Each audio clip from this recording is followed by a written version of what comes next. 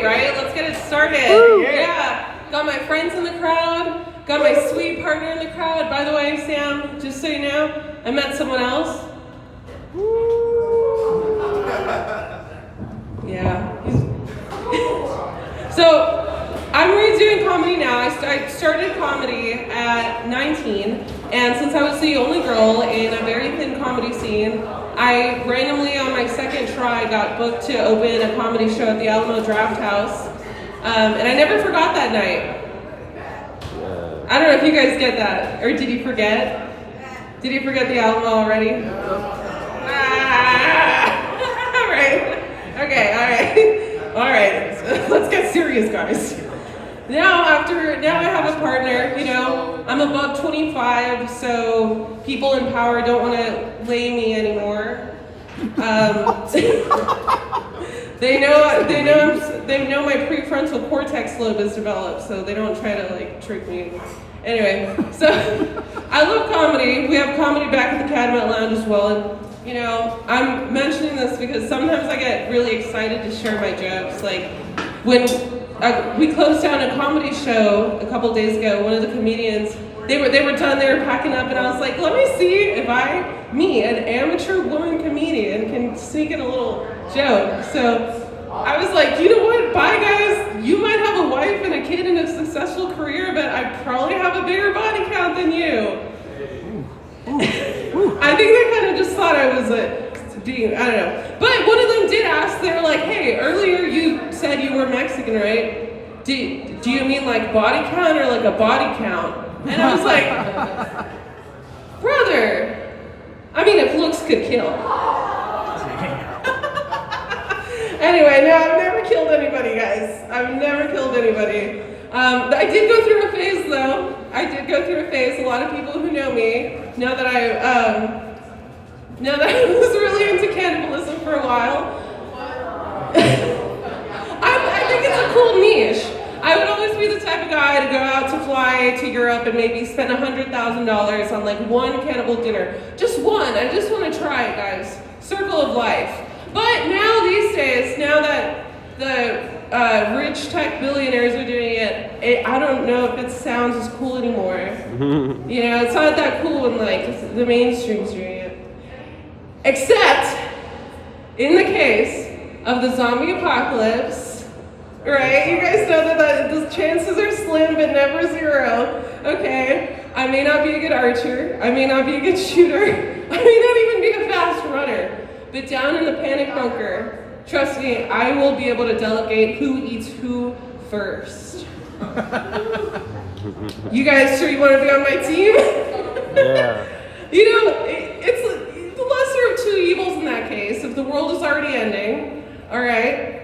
In real life, some people say like, oh, you know, Hillary versus Trump, man versus bear. In the zombie apocalypse case, you kind of got to think zombie versus Julieta. You know, you got to pick the lesser of two evils, man. And if you're nice to me, you probably won't get eaten first, you know? But that reminds me of last year, the first snow. I also didn't expect it to snow tonight. We had our first friend stay over at our apartment because we live in town and our friend lives in Strasbourg.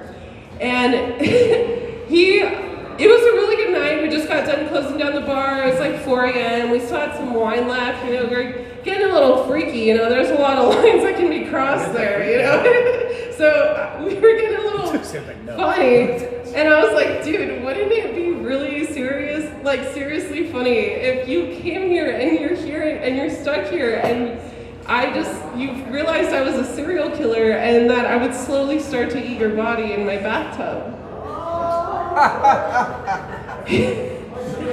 I think he saw the snow pile up outside and thought, fuck.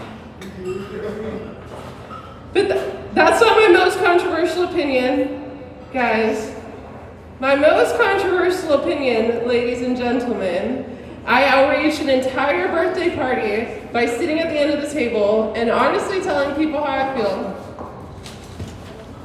Just flip my notes here. Yes, my most controversial opinion is that I think strawberries are a shitty fruit, really. Oh. I think they're lacking. See, I know, I'm sorry guys. They taste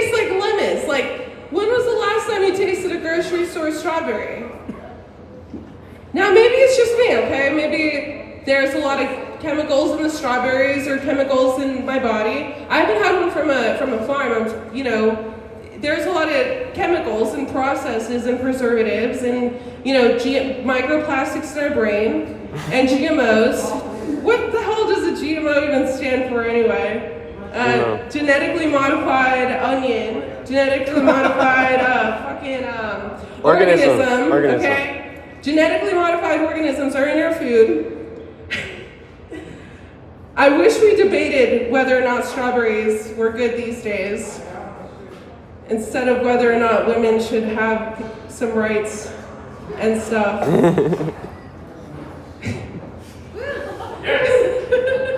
But you know, sometimes I think that not all men, but some of y'all are fuckboys, man. Like there's some men out there that really think like, oh cool, they invented a fleshlight that you can take to your parties and introduce to your parents.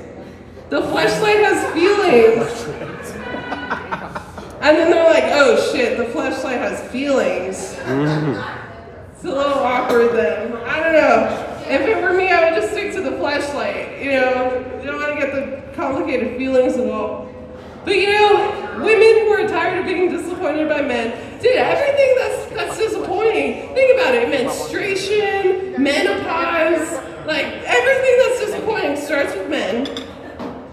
And it's almost like, it's almost as if I just wish there was a magic wand that would solve all these problems. I wish there was a magic wand that could solve all these issues. We could take care of it ourselves. Toothbrush. Yeah. You know what 2025 is the year of, gentlemen? Genetically modified orgasms. Yeah.